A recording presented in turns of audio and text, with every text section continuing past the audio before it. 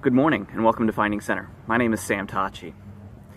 This morning I wanted to kick off a new series called Finding Center.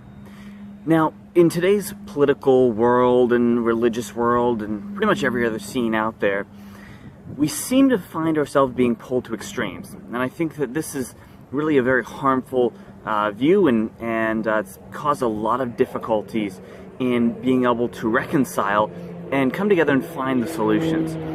So today I'm going to present to you an argument based on kind of simplifying things and being conservative while not being right-wing or left-wing in any particular way. So let's begin. Today's topic is immigration. I wanted to kind of go over and lay out just some basic things, and some of these things are already in place, but I think that just simplifying the system will allow it to run more efficiently and effectively. Now, first of all, when it comes to immigration, we're going to be dealing with people who are not used to the United States and not used to our laws and our culture.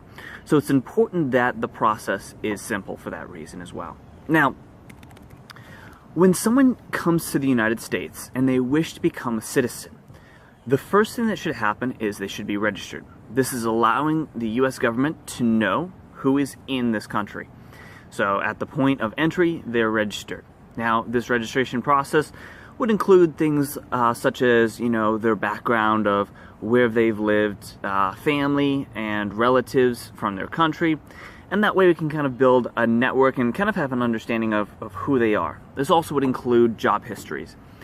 Now, at that point, if they wish to become a U.S. citizen, they would start the process. Now, this process should take no more than 6 months. I'll go into more detail as to why that should only be 6 months in my blog post. Now, during this 6 months, they should be receiving an education based through an adult learning center. And this should be an effective means of education, as they already should have had some schooling. So we're really just kind of telling them about the things that really affect them. So things like laws that affect them, how taxes work, how the government functions, how to drive if needed. It's an important means of transportation. And then also how to speak English, as it is the national language. And then how to pass a United States history test to ensure an understanding of the principles that this country was founded on, and also what is important in this nation as well. Now, other requirements would be writing a personal declaration.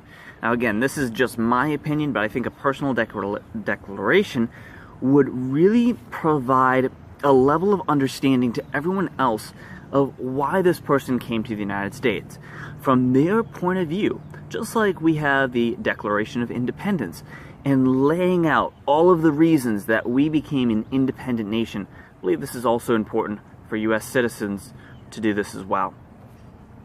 Now, this declaration could also be submitted to local government or the local governor for approval, and then also it could be published locally as well as nationally, so that everyone has access to see what type of people are coming into the United States. Again, this is a written statement about why this person came here. I think it would be very inspirational to all of us, and it would kind of heal the bond of all of these different cultures coming together.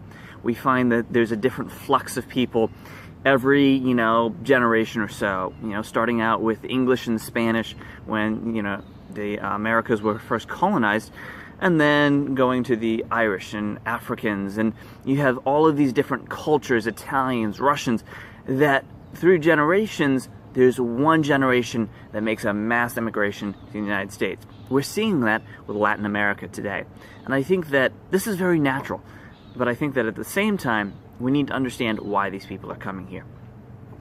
Now, also as part of this, they must have a job so that when they are going through this process, they are able to begin to pay it back.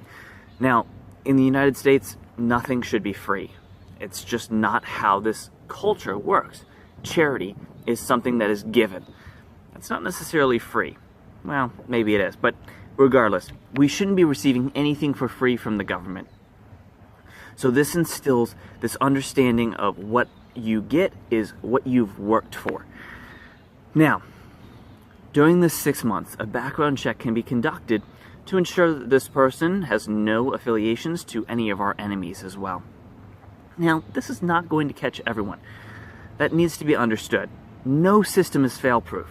And if we try to make a system that's fail-proof, we'll probably end up losing our liberties, as well as it's probably going to be so bogged down in the red tape that it's never going to work. Things are going to slip through. It's going to happen. However, if we can make a system where 99% of the problems are caught, then I think that's a pretty good system. Now, also with this as well, there's one key point that I need to make with this. And I think that I'll probably end up making this later on in another Finding Center video.